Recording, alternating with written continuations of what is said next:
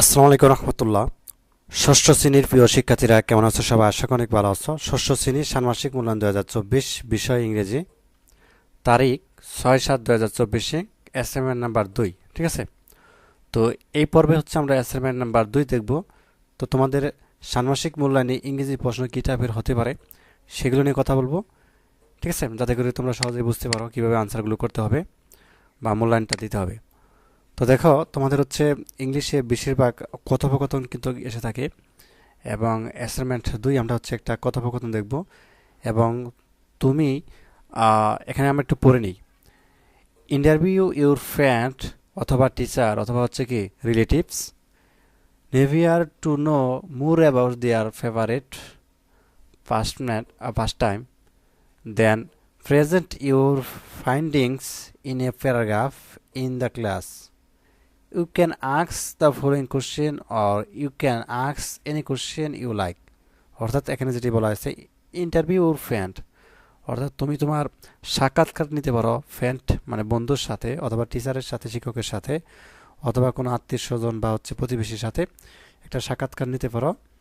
এবং এই সাক্ষাৎকারটা নেওয়ার জন্য তুমি হচ্ছে কি করতে পারো, এটা ক্লাসে আসলে উপস্থাপন করতে পারো একটা প্যারাগ্রাফ আকারে। ঠিক আছে, তো এটাই মনে হচ্ছে।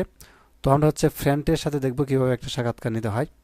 তো চলো, ইন্টারভিউ কোশ্চেন্স। তো ইন্টারভিউ কোশ্চেন আমরা কীভাবে করতে পারি, অর্থাৎ আমরা যখন কারো বন্ধুর সাথে কথা বলবো, তো ইন্টারভিউ কোশ্চেনের জন্য কীভাবে কথা বলবো, কথোপকথন সেটা দেখি।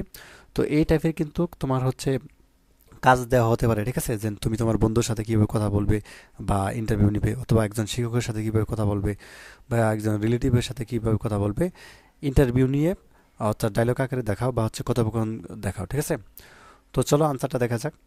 তো ইন্টারভিউ কোশ্চেন, মাই সেলফ মানে হচ্ছে আমি। ঠিক আছে, হ্যালো মানে ওহে, ফ্রেন্ড মানে বন্ধু, হাউ আর ইউ মানে তুমি কেমন আছো, ফ্রেন্ড আই এম ফাইন আমি ভালো আছি, হাউ ডু ইউ ডু তোমার কি অবস্থা, myself I am fine too আমি ভালো আছি, হাউ ইউ আর যা হোক, may I take an interview of you আমি কি তোমার সাক্ষাৎকার নিতে পারি, ফ্রেন্ড শিওর অবশ্যই, ইউ ক্যান নিতে পারো, মাই সেলফ আমি, may I I know your name আমি কি তোমার নামটি জানতে পারি প্লিজ অনুগ্রহ করে, friend my name is Rafi আমার নাম রাফি, মাই সেলফ মানে আমি বলতেছি, হোয়াট ডু ইউ ডু তুমি কি করো, ফ্রেন্ড এখন ফ্রেন্ড উত্তর বলতেছে, আই এম স্টুডেন্ট আমি একজন ছাত্র, আই রিড ক্লাস 6 আমি ষষ্ঠ শ্রেণীতে পড়ি, মাই সেলফ মানে আমি, হোয়ার ডু ইউ লাইভ মানে তুমি কোথায় থাকো বা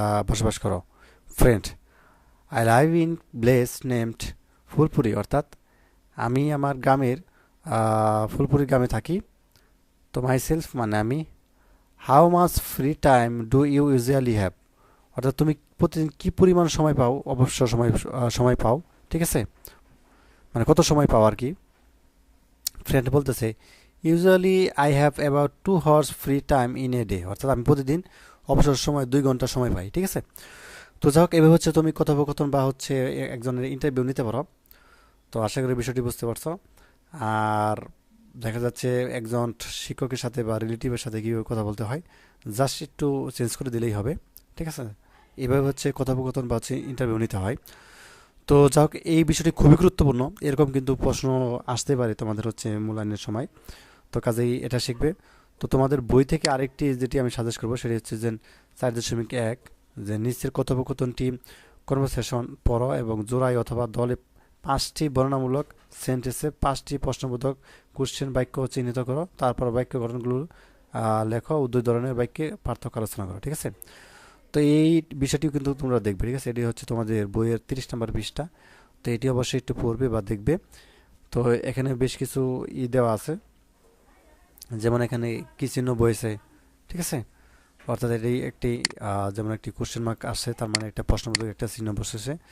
তো এভাবে হচ্ছে সবগুলো মিলিয়েই এভাবে হচ্ছে তৈরি করা হতে পারে, অর্থাৎ কথোপকথন যে কোনটায় কোন প্রশ্নে হচ্ছে ফুল স্টপ বসেছে বা প্রশ্নবোধক চিহ্ন আমাদেরকে বলা হয়েছে 5টি, তাই না? এখানে বলছে 5টি প্রশ্নবোধক।